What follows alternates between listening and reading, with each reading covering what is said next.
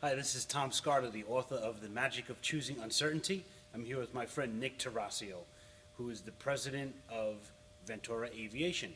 We're here today to talk a little bit about air flight, being a passenger, but also getting in the plane and flying yourself. First, I want to thank you for buying my book and taking advantage of this neat little video.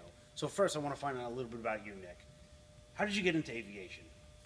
Well, I was born into it. So for me, it was, God, since I've been two, I've been around planes. I don't actually remember not being around planes. And then growing up through the process of going to college and realizing I didn't want to be a computer engineer, I actually really liked being around them. I just continued my path there. I ended up not finishing school, came to work full time with the family business, and was flying Learjets by the time I was 19. Wow. I remember you telling me a story about speaking at NASA at one point about. Yeah, so interestingly enough, it relates to that story. I got invited to speak at NASA out near San Francisco, just south of San Francisco, and they basically had a bunch of kids from all over the world that they had brought in that were teenagers that were really smart kids and they were inventing stuff. So I got up and spoke about how you don't need to go to college and that it's a waste of money and time. And interestingly enough, the students were the ones that reacted more negatively than the parents. Really? Yeah. That's interesting. Yeah, I think it was more of they had worked really hard and thought, well, that's what happens next. And I was Right. challenging, and they're like, but what am I supposed to do instead? Right. I'm lost now. Yeah. Right? What am I going to do? So that's really interesting to me. That's a whole nother story we could talk about another time. Exactly. But the whole idea of flying, everybody I talk to has some kind of level of fear of flying, just being on a commercial airliner. I see people in their seats, doing the rosary and praying. But actually, it's safe. Any kind of details or information you could give somebody who is kind of like always anxious when they're getting ready to fly? Well, I mean, so it speaks to two different things. I think the reality is that flying is statistically safe. I mean, we can sit there and read through the documentation and see what the actual numbers are and realize that it's one of the safest activities you can do, short of staying in your bed. But I guess the problem is that really the fear it lives in the emotional center of the brain, and it's hard to overcome the emotional center even if you sit there and logic it all day long. So really, I think what it is taking control of the body reaction. So, for example, if you've ever had blood drawn and you didn't have any water or you didn't eat anything that day, and you start to have that response in the body where you're like, oh, I can feel myself passing out. I get flush in the head, and I feel that starting to come on. When you become aware of that stuff, you can change the breathing patterns. And you can literally take over your own physiology. There's a lot of stuff called biofeedback that talks about this, consciously slowing your heart rate and stuff like that. So that's probably the first thing, is noticing the signs and realizing that it really lives within learning how to control your body's response. But it also is helpful to have those little thoughts of it's safe because, and nothing's going to happen because. So knowing some of the facts, knowing some of the information. So when the fear comes up, at least you have something to rebut yourself internally to say, look, I know this is okay because, I know this is okay because, Right. and so forth. So my biggest fear is the engines are going to shut off and the plane's going to drop out of the sky. That happens in cartoons. Right. So what's the reality? What's the aerodynamics behind all that?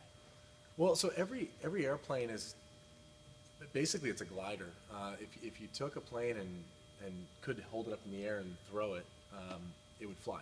It's built to fly. So interestingly enough, the bigger the plane, the better the glide ratio. So like a 747, for example, could probably glide somewhere of around 100 miles if it was up at altitude. Wow. So that's like New York City to Montauk, roughly. Wow. And those planes have a lot of different devices on the wings. Obviously, if you've sat near the wing, you'll see on the back when they go to land, the flaps come down. Some of the planes have leading edge devices that droop down, and what that does is it makes the wing extremely efficient. And it could fly slower, and it basically can have an increased glide ratio because of that. So yeah, it's the big airplanes. They'll just go for days. I never knew that. Yeah. Even being a pilot, I train here at Ventura Air with Nick's crew, and I always felt, that the plane is going to fall out of the sky. And so there's some things you're telling me now I didn't even know yet. I mean, that's advanced stuff, I guess. But I love the whole lift, and the glide ratio of a plane makes me feel safe flying. And as Nick said, we could fly from New York to Montauk, Long Island. We happen to be on Long Island. Ventura Air is located at Republic Airport, right here in central Long Island, central Nassau, I would call it almost. So we're near Jones Beach. If you ever get out this way, you might want to take a little ride over New York City, right? So you guys do that kind of stuff here, is that right? Yeah, basically what we'll do is, so we've kind of changed the model a little bit. People used to just go and say, I want to take a flight and go up once and be the pilot, but we thought, wouldn't it be cool if you really get to experience something about, beyond just taking off and landing? So we'll either take people around the city and they actually fly up the Hudson themselves with someone in the back, and it's about creating a memorable experience and an emotional data point. So it's Yeah. like, remember that time we flew and it was really awesome? The other thing people could do is fly someone special to dinner up in another state. They land right next to the runway is a restaurant. And you almost like pull into the parking lot with the plane, and all the people in the cars are like, "What is this? How did you get here?" Yeah. So yeah, I mean, and interesting enough, that kind of stuff is the stuff that can also combat the fear. You're starting to create a different emotional imprint.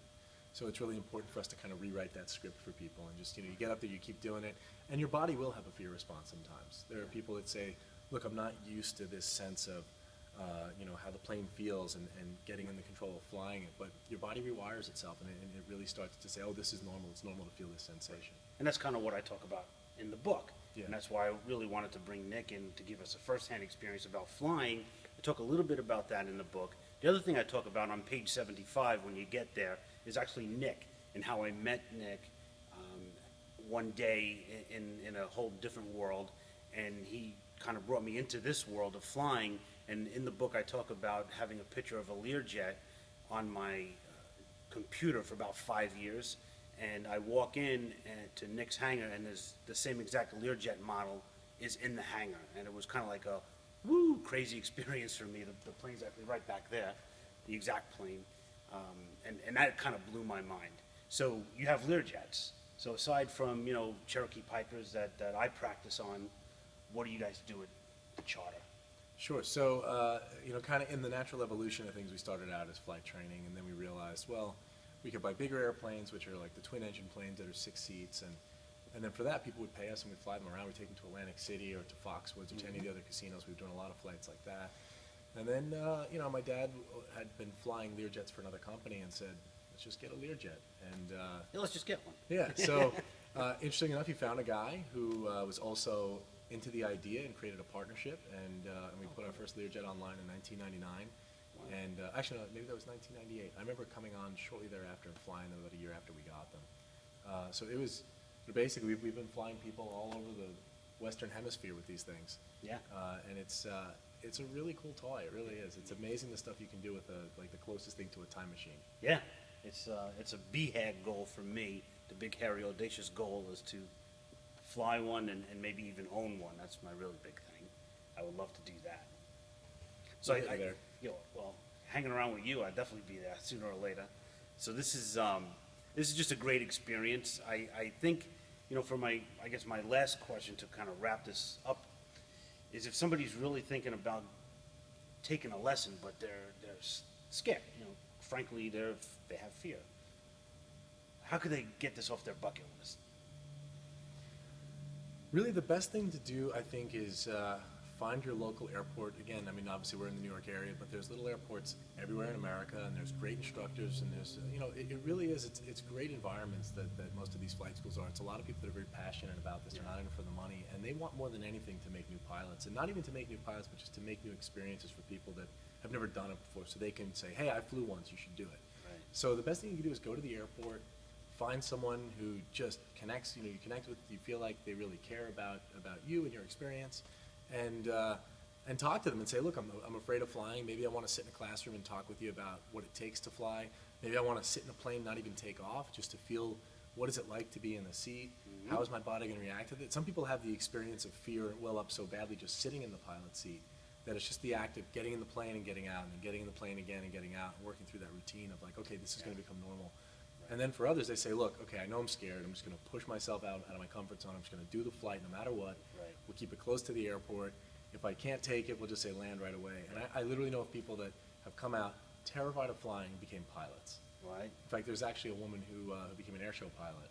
Really? Yeah, she didn't come through here, but I remember reading her story, Yeah, and she was sure. absolutely afraid of flying. And now she's retired, and she flies around in a Warbird at air shows.